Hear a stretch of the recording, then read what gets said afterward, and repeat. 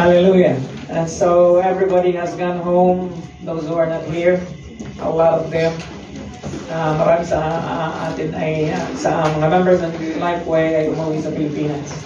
Sana all, but then nandito kayo, so bear with us. The following week, I would be gone as well, and that will be on the following week, Wednesday, and that would be on the January 1st.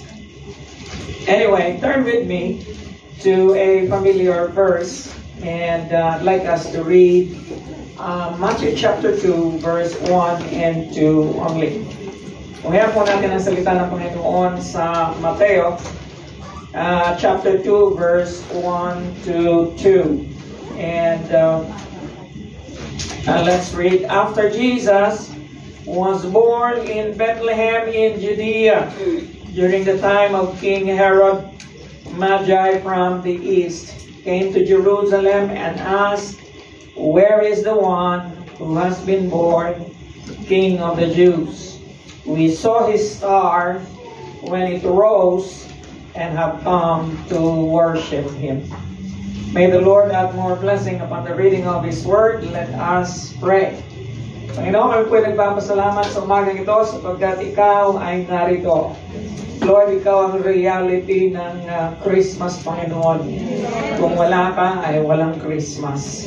Lord, dalangin ko na habang pinag-aaralan namin ang mga simbolo ng iyong pagkatao, Panginoon, simula pa noong Old Testament magpahanggang ngayon, dalangin ko na ang araw na ito ay isa na namang simbolo na mananatili sa aming mga puso. Maintindihan namin na Ikaw ang bituing yun na nakita ng mga pantas 2,000 taon na nakakaraan. Dalangin ko, Panginoon, na kami man ay makikita namin ang morning star of our life. And today ay ang dalangin ko maangkin ng bawat isa ang pag-asa habang kami ay titingin sa bituin iyon. Lord, sa iyo ang lahat ng papuri at pagsamba at pasasalamat sa natatanging pangalan lamang ng aming Panginoong Jesus, and everyone would say, Amen.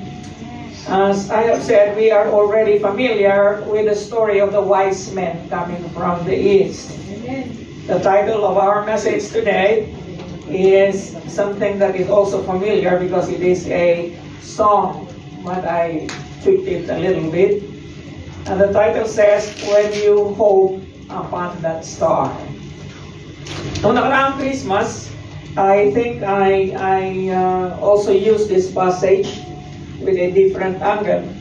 Ngayon naman ay nais kong pag-uusan natin ng pansin ang bituing iyon because we are in typology. Tayo po ay pinag-aaralan natin ang mga simbolo ng Panginoong Jesucristo at napakarami nga nila simula pa noong Old Testament. And by studying these things, by looking back, we begin to appreciate what the Lord Jesus Christ did for us in the present. Amen?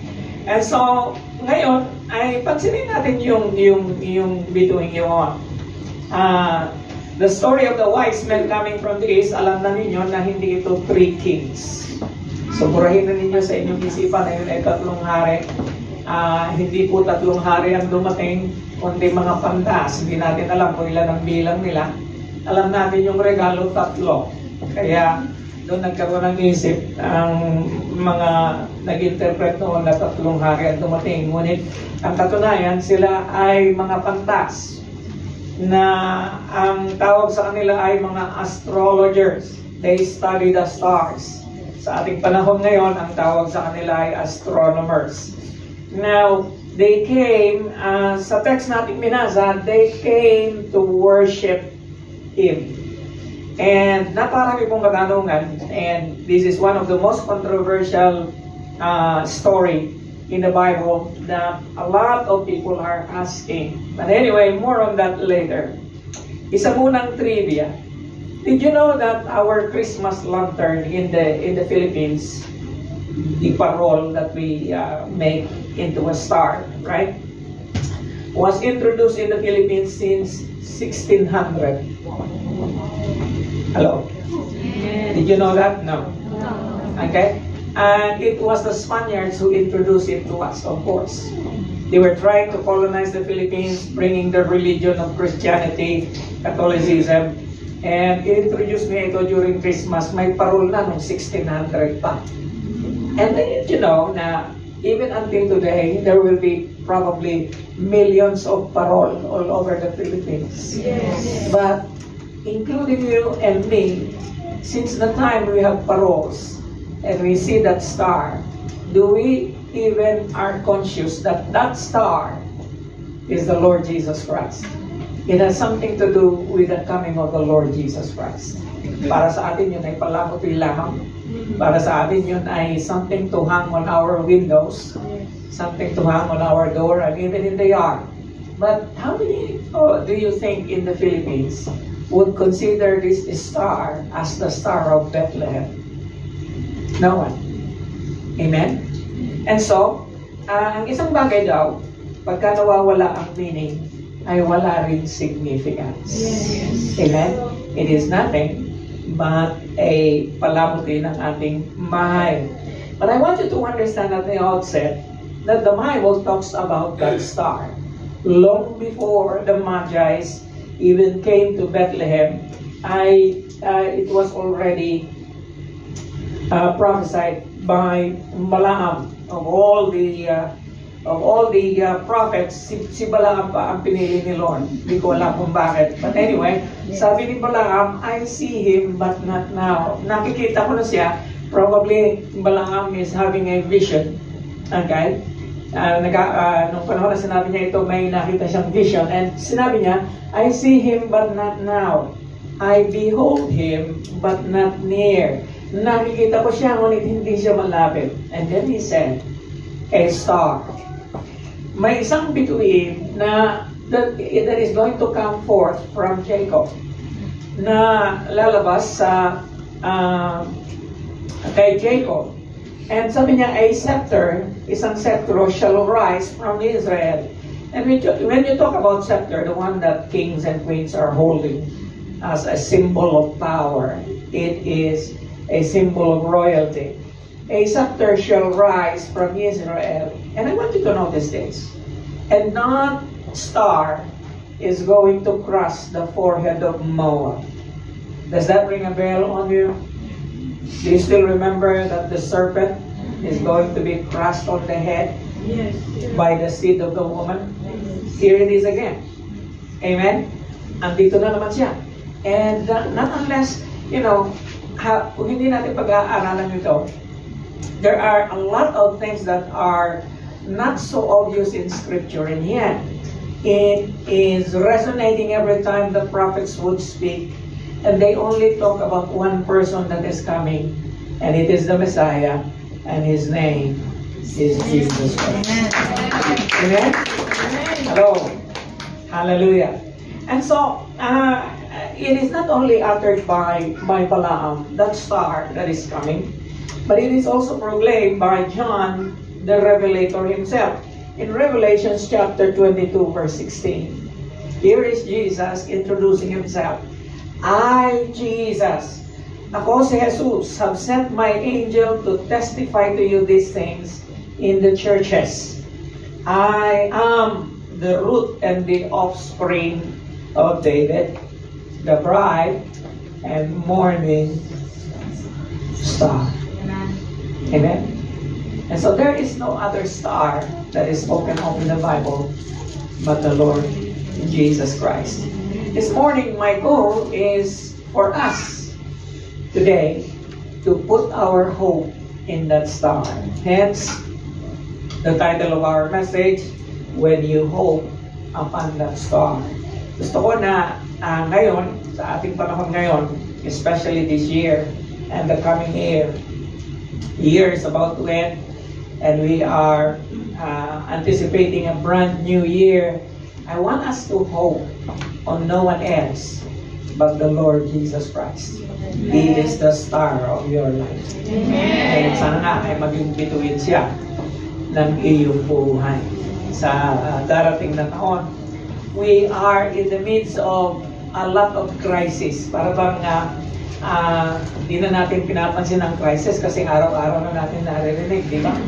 And yet, whether you like it or not, nasa malaking crisis ang buong mundo ngayong panahon ito. And nakakalungkot. Okay, instead na matuwa ako, nalungkot ako na kahapon, nagbibit ako ng pera, the other day pala, and the exchange rate is 760. 757 lang yata ngayon. Okay, so mag-remit lang. Kaya lang, ang nakakalungkot, pagka nag-remit ka, nakakatuwa yung exchange rate kasi lumaki yung pera mo. And yet, at the back of your mind, alam mo na ang inflation is also going to rise. Yes. And when inflation is going to rise, baliwala yung itinaas ng pera mo. Okay? It is just it is just surreal. Okay? Sabi ko na, wow, ang laki ng pera kong, ang laki ng perang equivalent ng pinadala ko. And yet, at the back of my mind is tataas na naman ang presyo sa Pilipinas. Amen? Hallelujah. We are in a dark days today. Today, I want you to put your hope in that star. For the Magi, it is only a sign. But to us, it is the reality of a person. Para sa mga wise men, nung makita nila bituin yun in the east, yun ay palatandaan lamang. Ngunit para sa atin, yun ay reality ng isang tao. He is the star of Bethlehem, and His name is Jesus Christ. Amen? The word, sabi po ni John Calvin, the word hope I take for faith. And indeed, hope is nothing else but the constancy of faith. Ang pag-asa daw, kung maasa ka sa Panginoon, ito raw ay constancy, nagpapatuloy ng pananampalataya. Okay? Now, what's the difference between faith and hope anyway? Faith is present tense. Do you believe in God? You say yes. That's the present tense. Hope is faith in the future tense. Because bakit ka aasa sa isang bagay na hindi mo inaasahan? Amen? Hallelujah. So there are four things I'd like to share with you today. May 4 na bagay na nais ko yung bahagi sa inyo ngayon. At sasagutin po natin ang katanungan, what happens when you put your hope in that star? What happens when you hope upon that star? Anong mangyayari kung ikaw ilalagay mo ang iyong, kung aasa ka sa bituin yun? Okay? Are you ready? Okay, parang hindi kayo masigla. Nalalamig ba kayo? Okay, number 1. When you hope upon that star, circumstances will no longer matter. Amen. Amen. Did you come today with a heavy heart? Did you come today with worry? Did you come today na hindi maganda ang gising mo? Or did you come today with a lingering problem with your family, with your loved ones, with your employer? When you hope upon that star, whatever circumstance you came in today, doesn't matter anymore. Amen. Lord. Amen. Hallelujah. Now, alam nyo, hope is for the yearning. Yes. It is for those who are longing. And it is for those who are desiring. Okay? Lahat ng nangangarap pa, taas ang kamay. This message is for you. Hallelujah. Now let us continue to yearn for something better. Let us continue to long for our dreams. Let us continue to desire for something from God. You see, the Magi from Babylon, the wise men from Babylon, waited for this sign to appear for a long, long time. Na kung Naalaala niyo nung nakaraang taon, sinabi ko sa inyo, na ang mga Magi's na ito ay mga disciple ni Daniel. You remember that? Yes. Now, you remember that Daniel was one of the governors in Babylon during the time of Nebuchadnezzar. And you remember that Nebuchadnezzar had a dream. And walang maka-interpret ng kanyang dream because very unusual. Ayaw sabihin ng hari kung anong napanaginipan niya. Eh, sino makapag-interpret? Sabi ng mga wise men of Babylon, paano namin may interpret ang isang panaginip na hindi namin alam? Sabi ni Nebuchadnezzar, mga bulaan kayong mga seers, mga bulaan kayo. Dapat alam nyo kung ano ang dream ko. Okay? At saka ipapapatay na sana silang lahat. Umikse na si Daniel. Nanalangin siya sa Panginoon. Sabi niya, please spare the life of the wise men of Babylon because there is one who can interpret your dreams. I cannot interpret your dreams, but there is someone, the God who sees every secret thing, has revealed it to me. And so he told him about his dream. And King Nebuchadnezzar from that time on made him as the prefect, meaning to say principal of all the wise men. Okay? Eh kung ikaw ang director ng Bible College ng wise men, ano ang ituturo mo sa kanila? Hello? Ang ituturo ni Daniel ay ang Torah.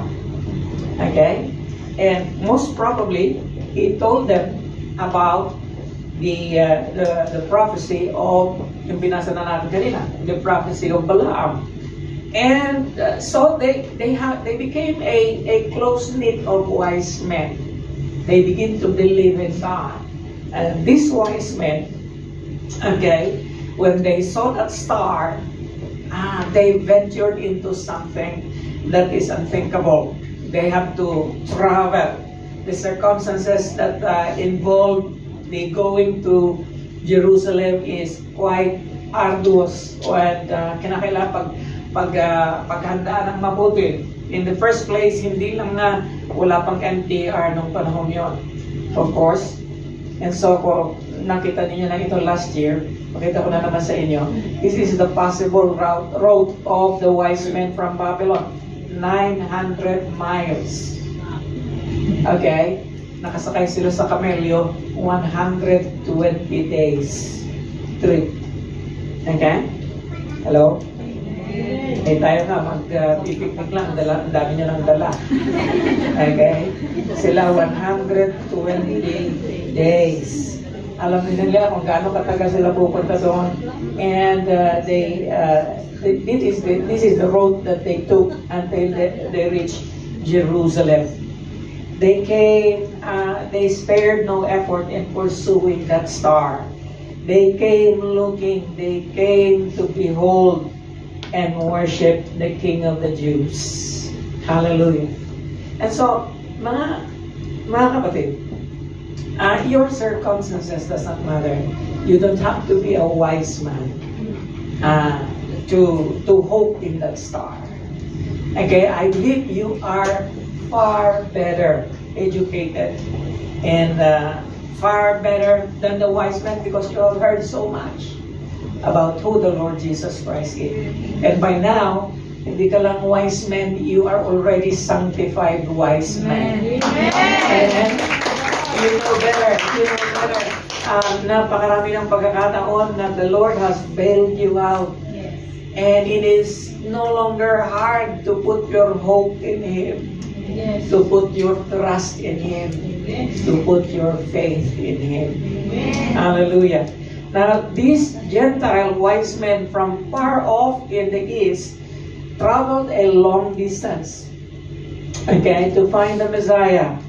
The people close to it just let it pass them by. Can you imagine? God revealed Himself to these wise men, while the ones who are supposed to be caretakers of the Word of God, caretakers of prophecy, They know where Jesus is going to be born, and yet they just let it pass by. Yes. Can you imagine the whole of Jerusalem had no idea that the Lord was born already? I don't know if they saw that star. I don't know. Some people said that it's the alignment of Saturn and Uranus. I do not know. I cannot confirm it. Okay, some says that it is a meteor that came for a while and then left, okay, or just passed by the Earth's view. I don't know. But there is one thing I know. If you do not hope, you do not have excitement. Yes. True. Ang taong hindi umaasa, wala nang excitement. Amen. Hello? Amen. Okay? Ang taong wala nang pag-asa, mahirap bumangon. Okay? Ang taong walang pag-asa, ang lagi niyang sinasabi pagka umaga, umaga na umaga.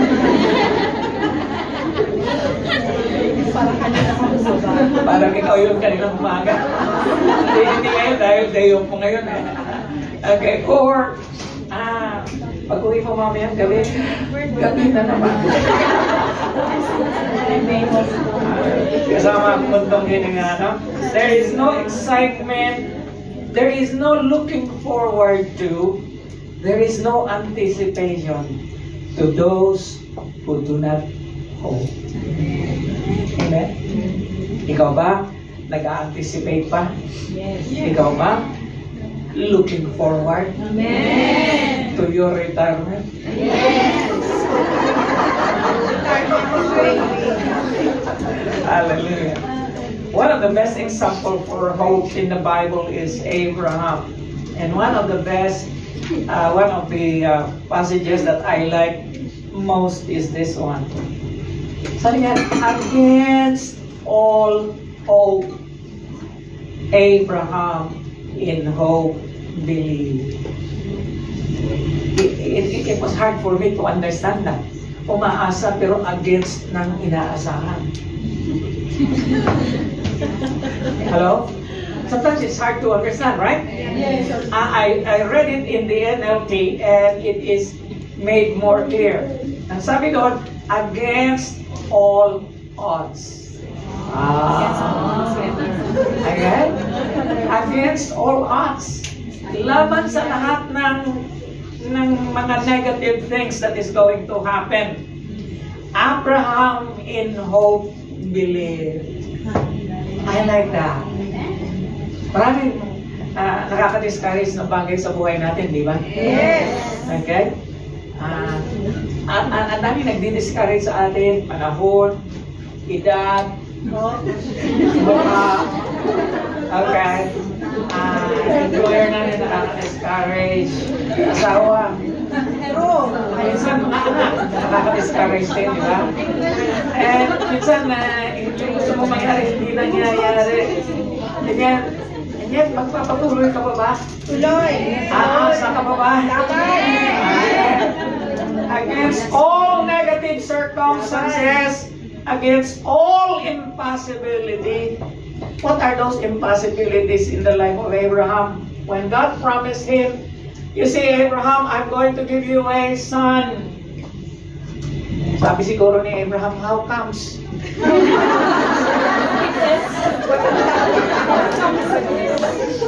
Sabi ko siguro niya, how comes? 75 na ako. He was 75 years old when Abraham was promised a son. And the wife is already 60 years old, 10 years younger. And he said, oh, the manner of women is already gone. Okay? You understand when I say the manner of women? Yes. Okay, wala na siya monthly period. Menopausal na siya. Diba? And sabi niya, the manner of women is already gone from her. How is it possible? But you see, Abraham in hope believed because it was God who promised. Amen. Amen? And then another impossibility is time. The Lord, hindi pinulfill ni Lord ang kanyang pangako kay Abraham overnight. It took another 25 years. Amen. Kaya mo maghintay? Hallelujah. 100 na siya, nung nanganak siya. Okay? Walang problema sa lalaki. Siguro, ang problema yung babae. So, 60 plus 25, 85 na siya. No wonder nagtatawa si Sarah. Okay? Nung marinig niya sa mga anghel na mga anak siya, di ba?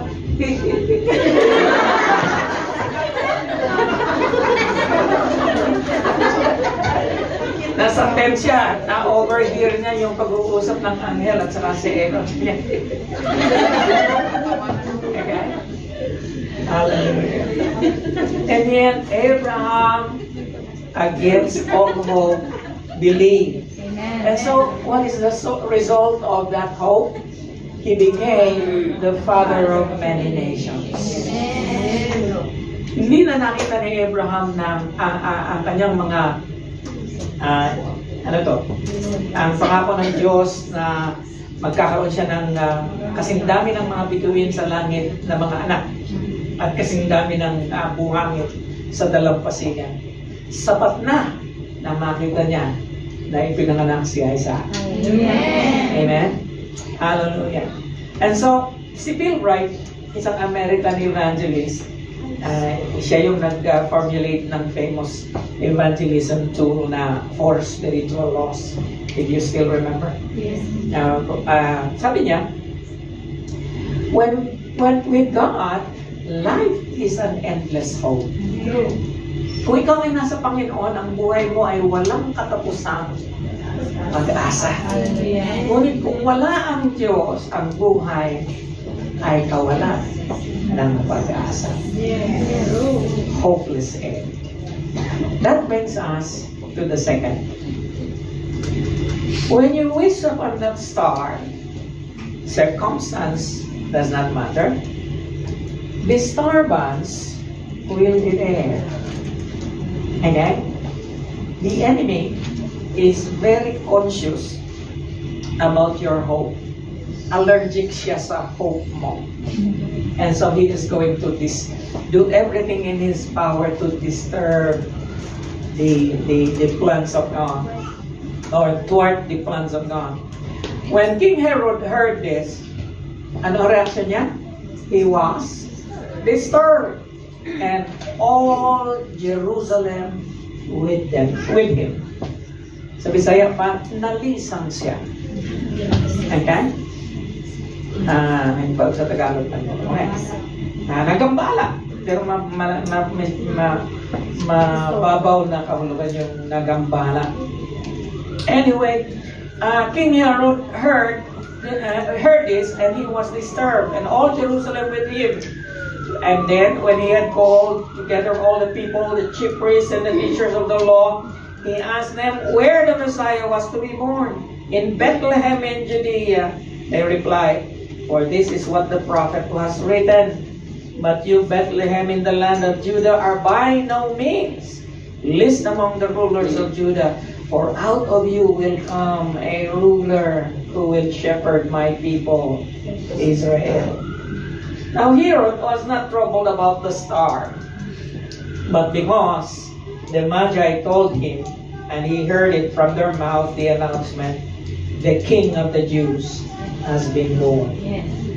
Now I want you to understand that the word King of the Jews is only mentioned twice in the New Testament. The first time was when Jesus was born, and the second time was when he was crucified on the cross of Calvary. In fact, nilagay nila yun doon sa ginawa nila ng plaka doon sa ulo na ng Panginoon sa cross, that yung tinatawag na INRI, Jesus, King of the Jews. Now, interestingly, this title would be ascribed to Jesus in his death on the cross. And so, again, I'd like you to know this, that you need to be conscious of the many, many things that are ascribed to the Lord Jesus Christ in order to understand these things. And Herod here called all the chief priests and the teachers of the law. They are the custodian, the guardian of the Word of God. They know exactly. Kinapit-paste na nila ito sa kanilang mga profile. Okay? Kanya lang, they are not interested of when He is coming. They are not even hoping that He is going to come. Amen? So it doesn't matter kung ikaw ay Kristiyano, kapatid. Minsan, ipinagmamalaki natin na tayo ay Kristiyano. Kumusta naman ang damdamin natin para sa Kanya? You see, you and I are not looking for a star for Jesus to be born. We are looking for a star for His coming again. Amen. How many of you are still waiting for the coming of God? Amen. Really, really, really? Yes. That will be another sermon. Okay? And so, yung homage, yung honor, nanggagaling pa sa malayo, sa hometown, hostility. Amen? It has been prophesied that there will be a reception of the Lord by the Gentiles, and there will be a rejection of the Jews. Hanggang ngayon, naantay pa rin nila ang Mesiyas. Yes. Praise God, nalaman mo. Praise God, tinanggap mo ang Mesiyas. Naririto ka ngayon. Amen. Dagdagan po natin ang ating pagtanggap sa Kanya, asahan natin ang Kanyang pagbabalik. Asahan natin ang mga bagay na ating inaasahan, dapat asahan sa ating panahon. And isang pangako ng Panginoon, no one, walang sino man na umaasa sa Kanya ay mapapahiya. Amen. No one who hopes in you will ever be put to shame. But shame will come on those who are treacherous without a cause. Like the chief priests and teachers of the law during the time of Herod and the wise men. Alam nyo, when there is nothing to hope for, there is an absence of yearning, longing. We become hardened, apathetic about the future. Kaya, mahalaga na lagi kang may inaasahan. Amen? Mahalaga na lagi kang may dream. Mahalaga na lagi kang may goal. Amen? Kasi kung wala ka na nun, hindi ka makakaipon. Kasi wala kang goal eh. Di ba? Mahalaga na may inaasahan ka. Mabuti na lang yung may mga may pinaaral kasi inaasahan nila na makakatapos yung anak nila. Kahit hindi nila nakikita. Kahit na wala silang clue kung anong ginagawa. Amen? Hello? Kaya lang, that keeps you going. Yes. It keeps you going kasi meron kang inaasahan. Kanya lang, gusto kong ipipla ng kaunti yung pag-asa mo. Mas umasa ka sa Panginoon. Amen. Huwag mong asahan yung mga anak mo. Umasa ka sa Panginoon. Amen. Amen. In the same way, huwag kang umasa sa asawa mo. Umasa ka sa Panginoon. True. Hallelujah. May pinaghuhugutan yung nagsasagot ng true. Hallelujah.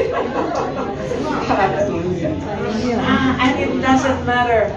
You see, the Lord Jesus Christ came in the darkest time of history. Ang Panginoon, dumating siya, He came first.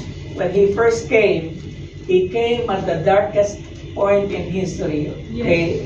Rome was extending its empire, and Jerusalem and Israel were under the protectorate of Rome.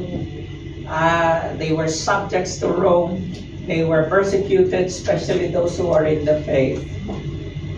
And yet, hallelujah, gusto ko yung sinabi ng isang manunod, si Martin Luther. Martin Luther said, I know somehow that only when it is dark enough can you see the stars. Amen. Amen? And minsan yun yung time, lalo na pagka madilim ang circumstances ng buhay mo. Yun yung pinakatamang panahon na umasa ka sa Panginoon. Amen. And minsan si Lord, nadadala niya yung inaalaw niya na tayo ay mag-go through in the darkest moments of our lives. Because when it is not dark, we do not hope. Yes. Because when it is not dark, we do not yearn nor desire. But praise God, in the darkness, you can see the stars. Amen.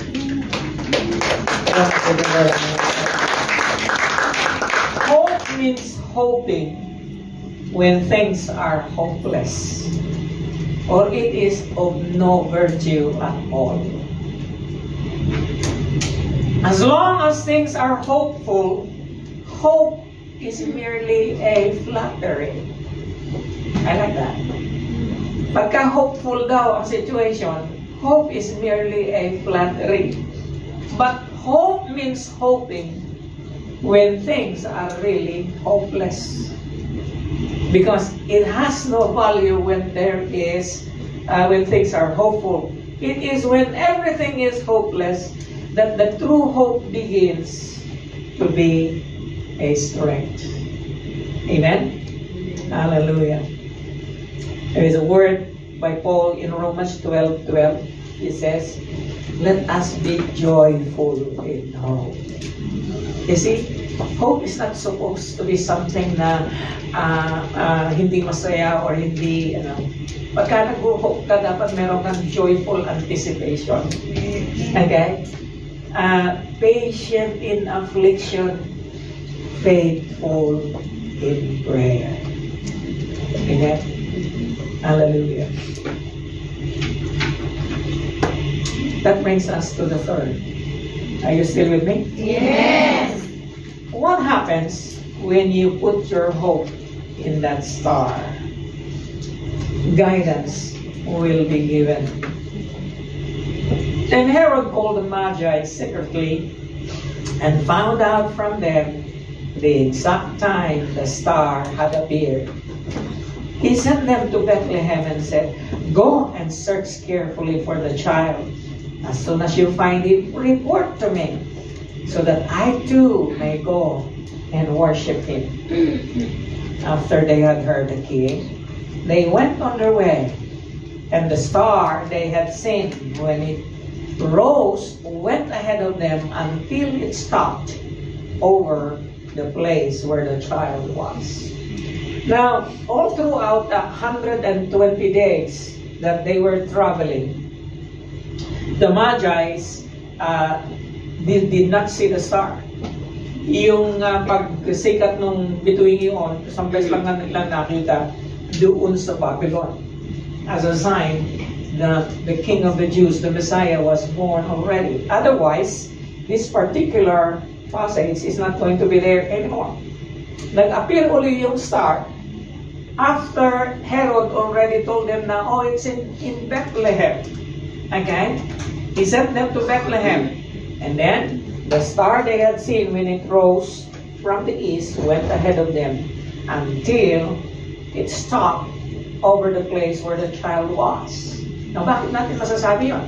Kasi hindi na nila kailangan magtanong ng direksyon kung that star is, in fact, pointing them the way where the child was. You got it? Amen. Okay. And so, guidance will be given at that particular moment in time that you need it. Kapatid, hope comes with a guidance. Hindi nagbibigay ng pag-asa ang Panginoon na wala siyang direction sa buhay mo. And one of the most amazing thing here is Herod is the most unlikely instrument of guidance. Okay? God can use anyone, any circumstances, and that's the reason why we need to be sensitive to God's leading, kasi magbibigay siya ng guidance. He is going to open doors. He is going to give you something to hope for. Yes. Kahapon may dumating dito na incheck. Okay?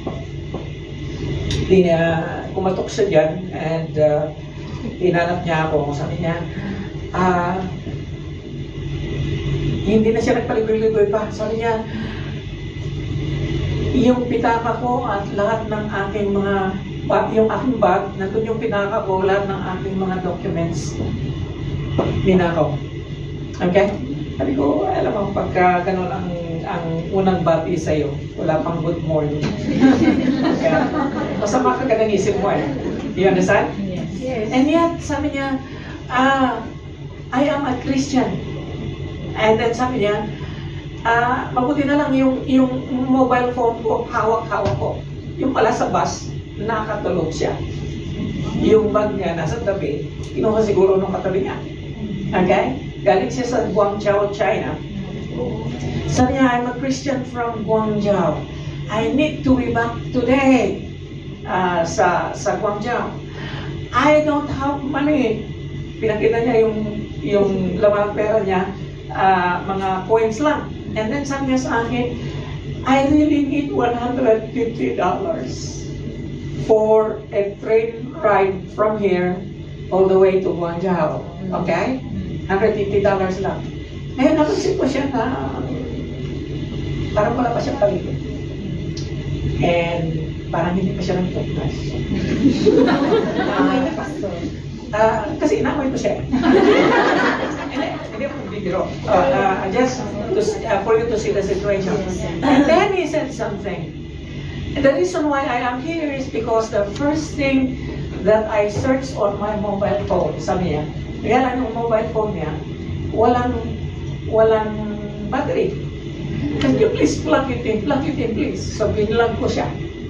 Ngayon, ang mobile phone pa niya, yung maliit yung naghanap pa ako ng cord para lang maisaksak yung niya. So, niya, even just for 10 minutes so that I can use. Nung umanda na yung telepono, mabuti na lang, merong maliit na kwerdas diyan. Na plug. Pinakita niya sa akin yung kanyang parang one-way permit to come inside and go off. Okay? And then, if I cannot go home to Guangzhou today, I will be stuck here. I do not know anybody here. I'm here for, looking for business opportunity. Okay? And the first thing I searched is your church. Because if I am in trouble, I go to church. Because I'm Christian. Okay? And so, hindi pa rin ako naniniwala sa kanya. Ano pa rin sa akin? Kanya lang, kakawan man ang tao ito. Kung totoo nga naman ang sinasabi niya, $150 is nothing. Yes. So I gave him $210. Yun ang laman ng aking pitaka. Okay, so, okay, you go and, palagay ko hindi pa siya nag-breakfast eh. So, pagkat-abot ko ng pera sa kanya, takbo na siya, sabi niya, I'm sorry, I have to go. Thank you, I will come back. Sabi ko, no, don't come back.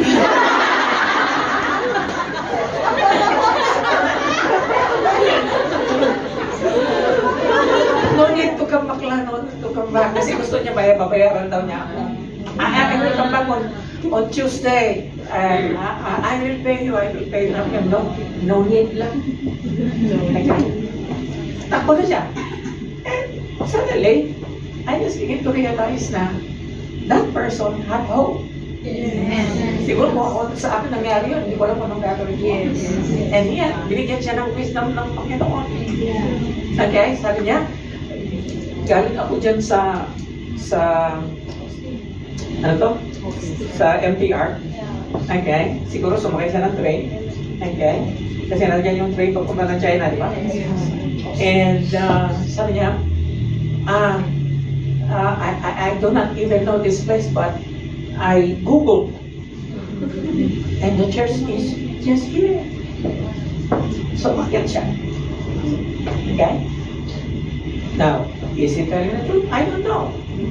I don't think a person is going to fool you with $150. But praise God, sabi ko, totoo ka man o hindi, I am duty bound to give you help. Amen. Go! Don't come back anymore. And kung totoo man, the Lord guided him. Yes. Same thing, pagka ang pag-asa mo ay nasa Panginoon. If you put your trust in Him, you will not be ashamed. You know why? Yes, go ahead. Guard your steps. Okay.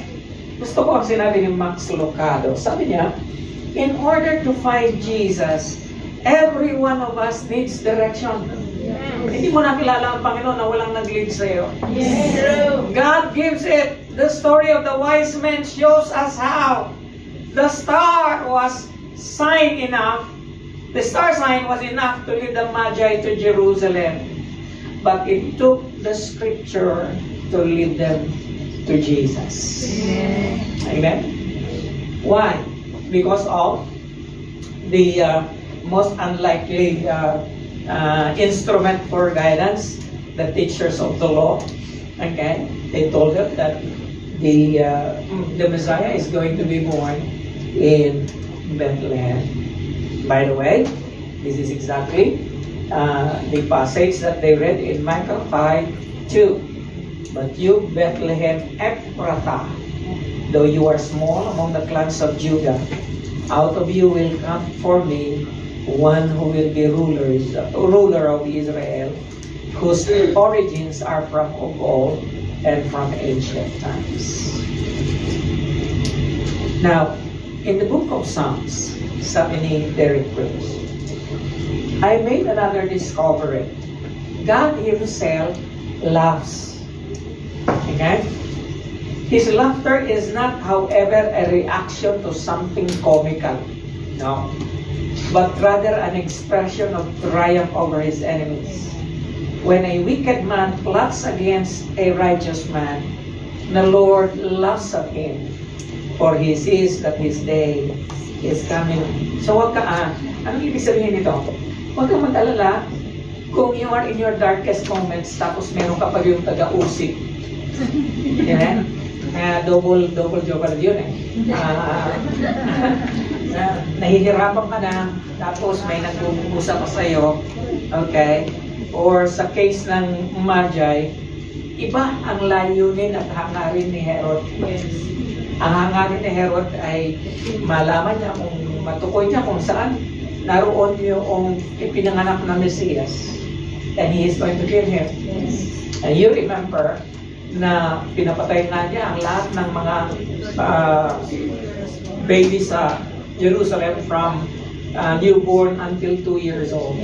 You remember? Yes. There was a genocide and infanticide that happened during that time.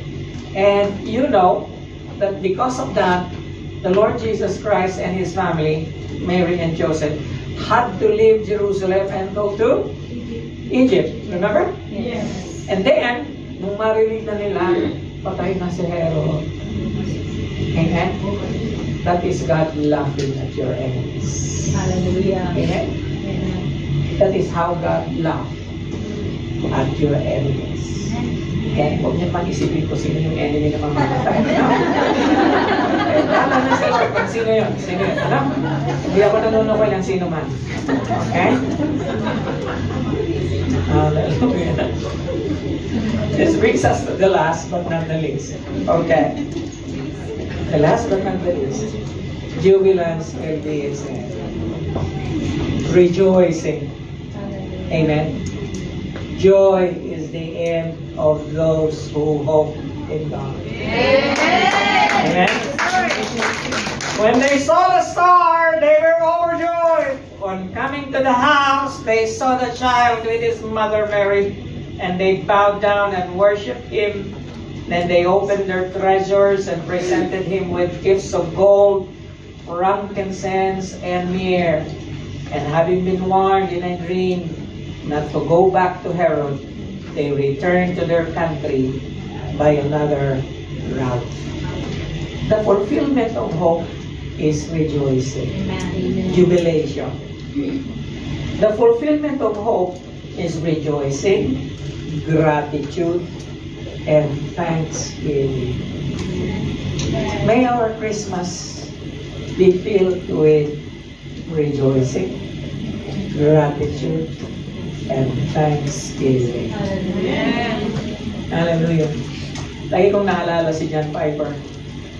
Sabi niya, God is most glorified in us when we are most satisfied in Him. Amen. I believe that God is also most glorified in us when our hopes and dreams are fulfilled. Amen? Bakit? Kasi si Lord ang nag-glorify. Kaya beware na pag nakita mo na yung gusto mong makita, nakamtan mo na yung gusto mong makamtan, nangyari na ang mga bagay na inaasahan mo. Isa lang dapat ang papuri. Amen? Okay? No need to take a picture lang and put it in your bed lang. The 500. Okay? Mas better than that, I have a better option for you. Okay? Rejoice in the Lord. Okay? Rejoice in the Lord. And then, pumili ka ng isang tao na hindi mo pa napapakain sa church, pakainin mo siya. Amen. Amen. Huwag mo lang i-announce. Amen? Hallelujah. Praise the Lord. Alam nyo kahapon, pagkatapos kong mabigyan ng 210, okay, yung chip, may pumasok sa office. Nagbigay ng gift sa akin. Sabi ko, tingnan mo nga naman si Lord. It is as if God is telling us, you can never outlove me, you can never outgive me. Okay? Wala naman akong inaasahan nung binigay ko yung 200 pesos. I don't have to expect anything. Sabi ko nga sa kanya, huwag ka nang bumalik. Amen? Hallelujah. There's another verse about that star in the New Testament. And it says, so we have the prophetic word made more sure. Meron na tayong pagpapahayag na ginawa pang mas sure. To which you do well to pay attention, na mainam na pagbibigyan mo ng atensyon or panahon itong mga bagay na ito. As to a shining lamp shining in a dark place, katulad ito ng isang besera o isang lampara na nasa madilim na lugar. At ito ay hanggang sa darating ang bukang liwayway, the day dawns.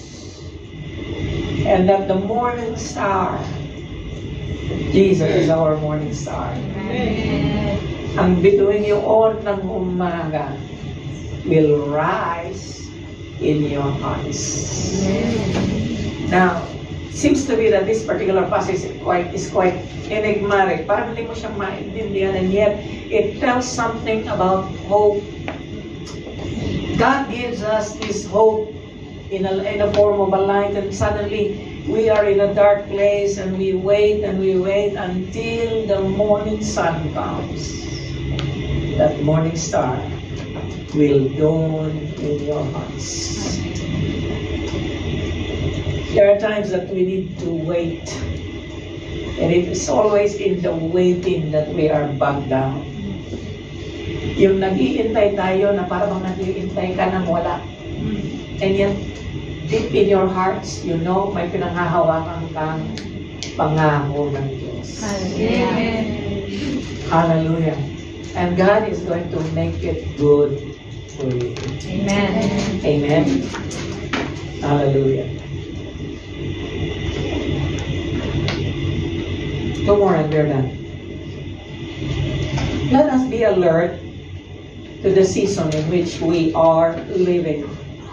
It is the season of blessed hope, calling us to cut our ties with the world and build ourselves on this one who will soon appear.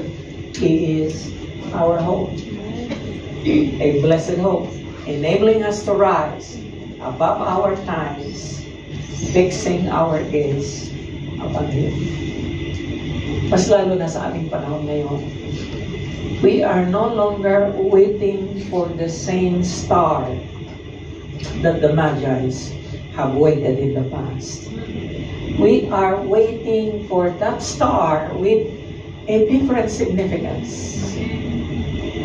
It is going to be the final coming of the Lord Jesus Christ. And mga kapatid, base sa mga nangyayari sa buong mundo ngayon, okay? Isa nakakalungkot, parang nakakalungkot umuwi dahil hindi maganda ang klima ng lahat ng bagay sa Pilipinas. Amen. Lalo na ang ating mga politiko. And yet, there is a blessed hope. We are not of this world. Amen. The highest hope that we can have this morning is the hope, is that blessed hope to be with the Lord Jesus Christ forever and ever. Okay. Ang sabi sa katabi mo, last na. Last verse para sa iyo ngayong bagay nito. Let us hold unswervingly. Okay? Alam niyo itong word na unswervingly is only mentioned once in the Bible, this particular verse. And it's kind of a English na hindi normal na ginagamit. Unswervingly. When you swerve, gano'n, ba? You slide or you be off course. Let us not be off course to the hope we profess. Now, ang problema ngayong umaga, kung wala kang hope na pinanghahawakan. Okay? And that hope must be definite. Lord, I'm still hoping, I'm putting my hope in you, that you are going to straighten my family. That's the hope among the many other hope. Okay? Lord, I am still hoping, Panginoon, that my life is going to count. And I'm still hoping that I will be able to serve you more. My hope for the coming year is that, Lord, as much as you have used me in the past, you will use me more in the coming year. And I am making myself ready for it. Amen? Hello? Amen. You must have something like this. Amen? And you pin the hope on the Lord Jesus Christ. Ipin mo yung hope na yan sa Panginoon na, Lord, this is my hope. This is my holy ambition. This is my desire for the coming year and until you come. Because when you pin that hope in the Lord begins to open doors, opportunities, and the Lord gives guidance. Doesn't matter the disturbance, there will always be disturbance. There will always be circumstances you need to overcome. And yet, when you put your hope in God, He is going to make His promise, hallelujah, be a reality, because He who promised is faithful. Amen. Ang Diyos na yung sinasabi. Amen.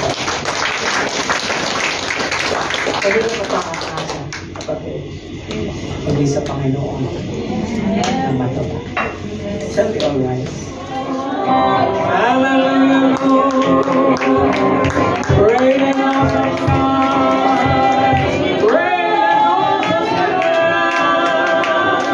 Great and awesome God. Close your eyes with me. Lahat po ng nadi-discourage ngayong umaga, taas mo ang kamay mo. Lahat ng nangangailangan ng encouragement, maybe you are at the very bottom of your place right now. I do not know, but God knows. If you are here and you are in pain, lift up your hands. If you are here and you know that you are suffering, lift up your hand as well. If you are here and you are sick in the body, lift up your hands. I want you to put your hope in no one else. His name is Jesus. He is the star of your life this morning. He is the star of Bethlehem. He is the star of Jacob. He is the star that is going to come. He is the star right now. And He will shine brightly on your life this Christmas, this season.